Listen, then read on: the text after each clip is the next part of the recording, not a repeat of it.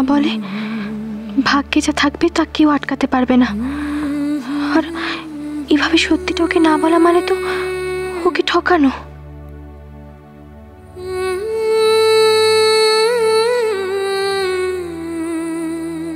তাছাড়া স্বামী ভগবান, ভগবানের কাছে মিথ্যে বলা পাপ। আর মাও তো আমাকে ভালোবেসে বাড়িতে নিয়ে এসেছেন। উনিও যখন জানবেন আমি না, এটা বয়ে বেড়াতে পারবো না আমি। তার থেকে সত্যি কথাটা এখনই বলে দিই ওকে।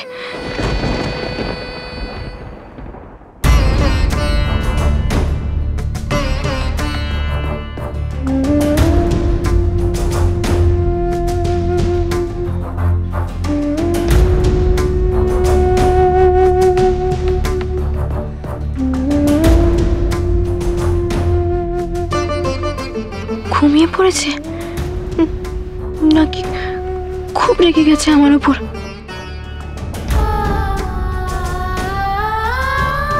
না, ভয় পাবো না আমি। যা হয় হোক, ওকে সব জানাতেই হবে আমায়।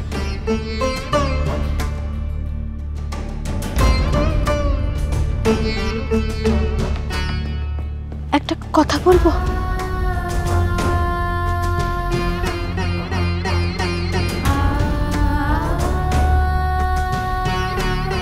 আমি জানি সবকিছু জানার পর হয়তো আপনি আমাকে ক্ষমা করবেন না, বাড়ি থেকে তাড়িয়ে দেবেন।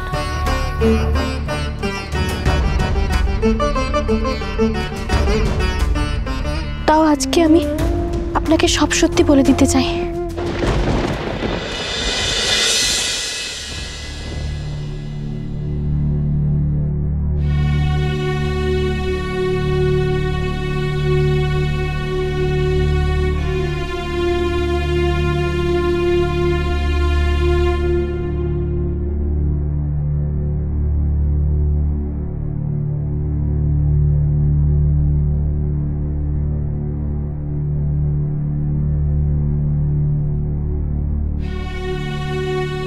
তুমি অভিমান করে আছো, এটা আমি বেশ বুঝতে পারছি। কিন্তু একটা কথা আমি বলো তো, কার উপরে এই অভিমান?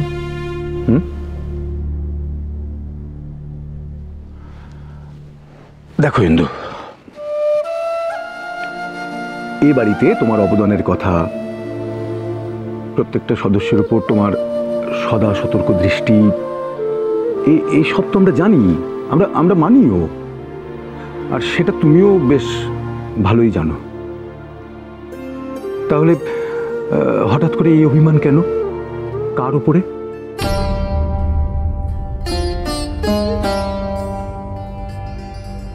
তোমার কেন মনে হলো আমার অভিমান হয়েছে? মনে হলো কারণ আমাদের সংসারে একটার পর একটা ঘটনা যেভাবে ঘটে চলেছে, তাতে স্বাভাবিকভাবেই একটা বড় ছন্দপতন ঘটেছে এই সংসারে। আর তুমি যেহেতু এই সংসারটাকে একটা সুরে বেঁধে রেখেছিলে, তাই তোমার তো অভিমান অস্বাভাবিক। আচ্ছা, আমাকে একটা কথা বলো তো, এই যে একটু আগে বললে আমার অবদানের কথা, এইটাই কি আমাকে মেনে নেওয়ার একমাত্র কারণ? আমি এই বাড়ির জন্য, এই পরিবারের জন্য কিছু করেছি বলে? এটা কেন বলছো? না, আমি ঠিক বুঝতে পারছি না।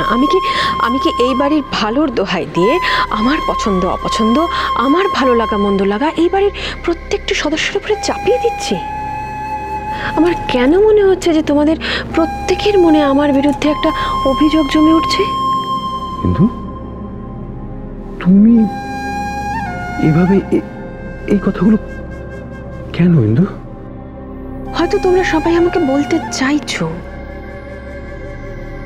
আমার এই একাধিপত্যের প্রতিবাদ করতে চাইছো, কিন্তু বলতে পারছো না। যখনই বলবার চেষ্টা করছো তখনই তোমাদের আমার এই পরিবারের প্রতি অবদানের কথা মনে পড়ে যাচ্ছে।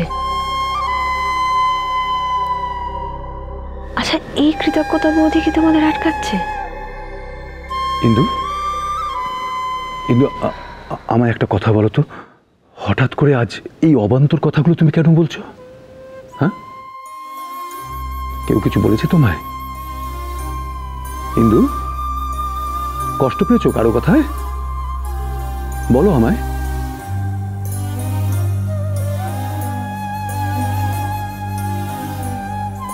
আমার ভয়টাই সত্যি হলো। ভয়? কিসের ভয়? আমি বেশ বুঝতে পারছি এই সংসারে কেউ ভাঙন ধরাতে চাইছে। ইন্দু,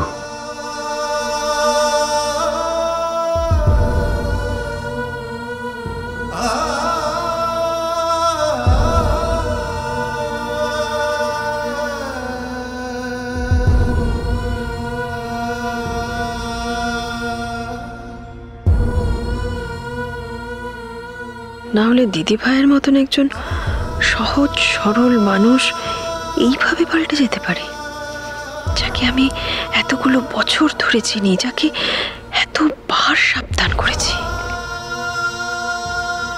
কিন্তু আমি বেঁচে থাকতে এটা হতে দেব না। আমি জানি তুমি এমন একটা ব্যাপার নিয়ে ভাবছো যার উত্তর হয়তো এখন তোমার কাছেও নেই, তবে এও জানি এসবের উত্তর তুমি নিজের মধ্যেই নিজে খুঁজে পেয়ে যাবে।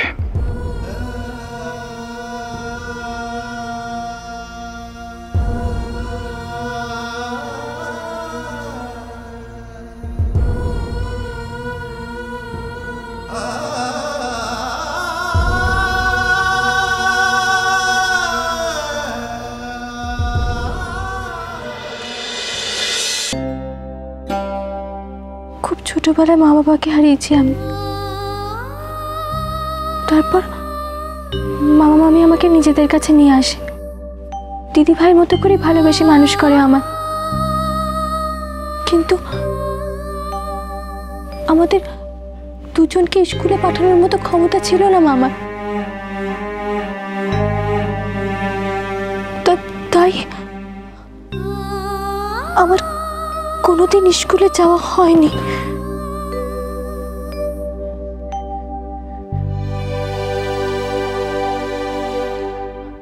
আমি মামার কাছে শুনে শুনে জেনেছি রামায়ণ, মহাভারত, শ্রীমদ্ ভগবত গীতা, কিন্তু আমিও পিসু কাকার মতো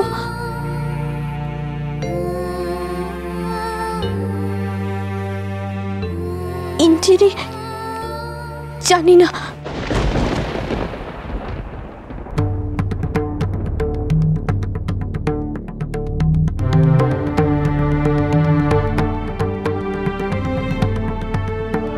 আমি জানতাম না পড়াশোনা না জানাটা খুব বড় অপরাধ। জানলে আগে আমি আপনাকে সত্যিটা বলে দিতাম। আপনি আগেও আমার অনেক ভুল, অনেক অন্যায় মাফ করে দিয়েছে, কিন্তু আমি জানি এটা আপনি মেনে নিতে পারবেন না। আমাকে চলে যেতে বলবেন। এত বড় কথাটা এতদিন আপনাকে না বলার কোনো ক্ষমা নেই, তাও বলছি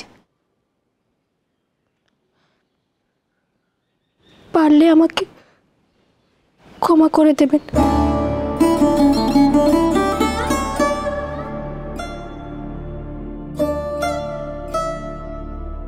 আমার উপর রাগ করেও কিছু বলল না ও, আর হয়তো বলবেও না। এরপর কিছু বলা মানে ওকে আরো কষ্ট দেও। তার থেকে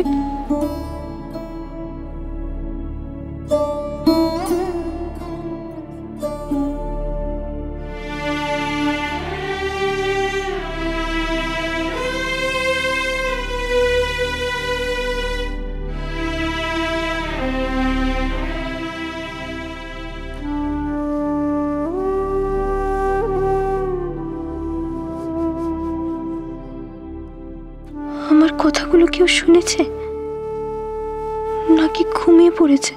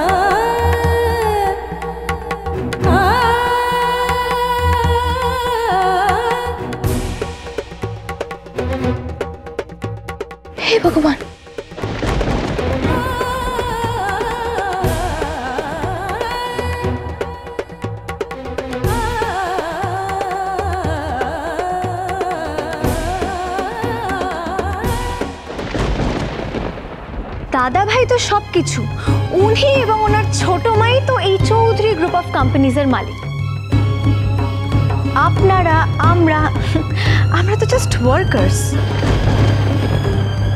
তাই না বাবা? ঝিলমিল,